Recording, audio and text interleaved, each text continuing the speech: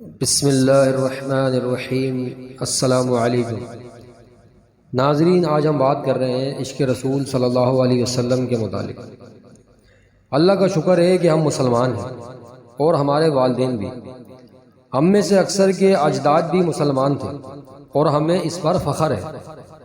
ہماری تمام تر عملی کوتاہیوں کے باوجود وہ ہستی ہمارے دلوں میں بستی ہے جس کے نام پر دنیا بسائی گئی اور جس کے نام پر دنیا بستی ہے۔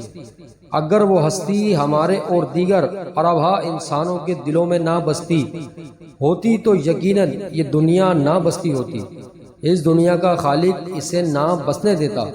آئندہ بھی جب کبھی دنیا والوں کے دل اس دلبر کی محبت سے خالی ہو گئے تو اس دلبر کے خالق کا وعدہ ہے کہ وہ اس بستی کو زیادہ دیر نہیں بسنے دے گا۔ ایک صبح علل صبح سورہ اسرافیل کی دہشت ناک سوریں ان کھنڈر دلوں کو پھاڑ دیں گی۔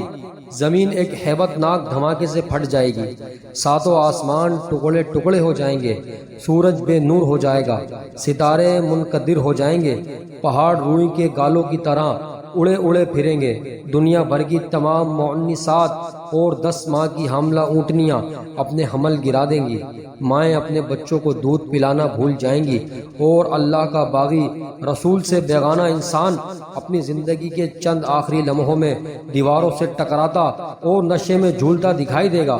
اللہ کی قسم اے مخاطب، تو لوگوں کو نشے میں پائے گا اور یہ محض نشہ نہیں ہوگا، اللہ کے عذاب شدید کا خمر ہوگا اور یہی دنیا کے نقطہ انجام کا آغاز ہوگا۔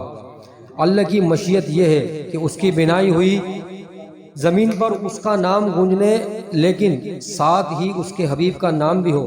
تبھی تو اللہ نے اپنے حبیب و محبوب سے فرمایا وَرَفَعْنَا لَكَ ذِكْرَكَ، اور یہی وجہ ہے کہ بقول مولانا عبد السمیع رحمۃ اللہ علیہ فرماتے ہیں، تکبیر میں، کلمے میں، نمازوں میں، عزا میں ہے نام الہی سے ملا نام محمد۔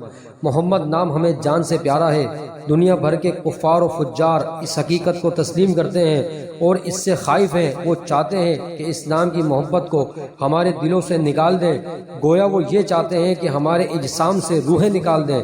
ناراضگی معاف، کبھی کبھار ان کی دھونس دھمکی اور دھاندلی ہم میں سے بعض خوابیدہ اور ضمیر لوگوں کو اس خودکشی پر آمادہ بھی کر لیتی ہے، اور بعض نمک حرام لوگ دولت کی ہوس میں اندھے ہو کر ان کے اعلی کار بھی بن جاتے ہیں۔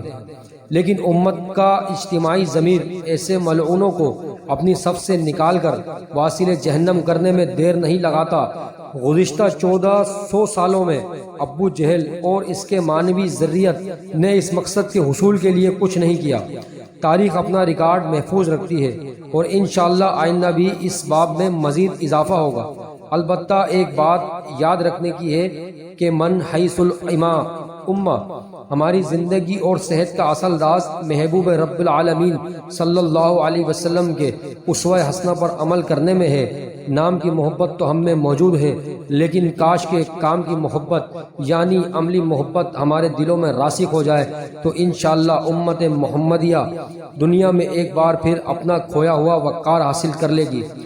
دوستو، اگر آپ کو ہماری ویڈیو اچھی لگی تو اسے لائک کریں اور زیادہ سے زیادہ شیئر کریں۔ شکریہ۔